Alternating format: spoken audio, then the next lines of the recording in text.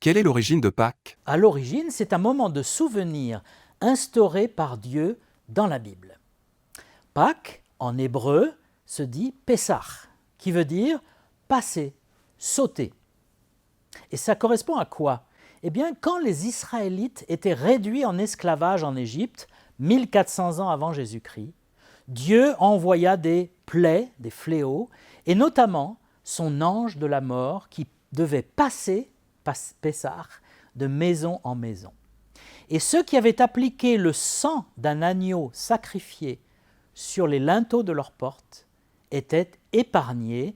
Ça signifie que l'ange de la mort passait, Pessah, à l'autre maison sans prendre les premiers-nés de la maison. Et donc chaque année, les Juifs sont invités à se rappeler cette délivrance. Et cette délivrance ne s'est pas arrêtée là, puisqu'ils ont pu passer la mer Rouge à pied sec, poursuivis par l'armée du Pharaon, et ils ont été sauvés de l'Égypte par la main étendue de Dieu. Et donc, les Juifs sont appelés chaque année, à la fête de Pâques, de Pessah, de manger un repas avec de l'agneau pour se rappeler la délivrance du Seigneur.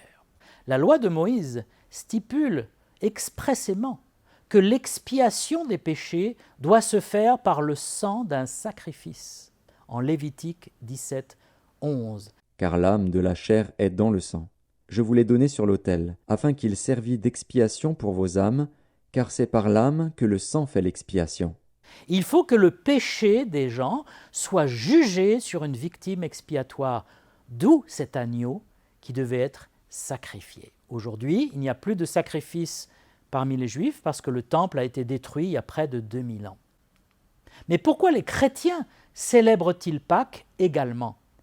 Eh bien parce que Jésus de Nazareth, lorsqu'il est venu, a été présenté par le prophète Jean comme l'agneau de Dieu qui donne sa vie pour sauver le monde de ses péchés. Et Jésus a été arrêté et crucifié par les Romains en pleine fête de Pâques, de Pessah, au moment où l'on sacrifiait les agneaux et qu'on en mangeait en souvenir de la délivrance. Ce n'est pas un hasard.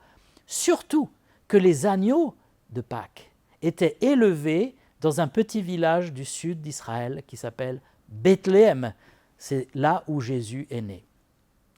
Mais après avoir été crucifié, le 3e jour, Jésus est sorti vivant de la tombe, le dimanche matin, c'est-à-dire le lendemain du sabbat de Pâques. Et ainsi, les premiers disciples, qui étaient tous des Juifs d'ailleurs, ont voulu célébrer cette victoire sur la mort en se réunissant tous les dimanches matins. Pour eux, Jésus est le Messie d'Israël et le Messie du monde. Il est notre agneau. Jésus est notre Pâques.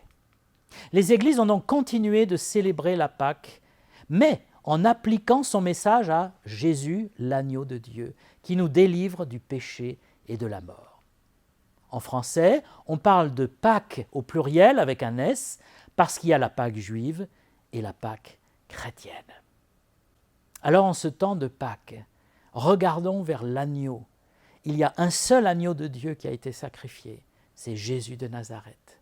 Et il nous délivre pas simplement d'un esclavage humain ou de problèmes humains matériels. Jésus-Christ est venu nous sauver et nous donner la vie éternelle.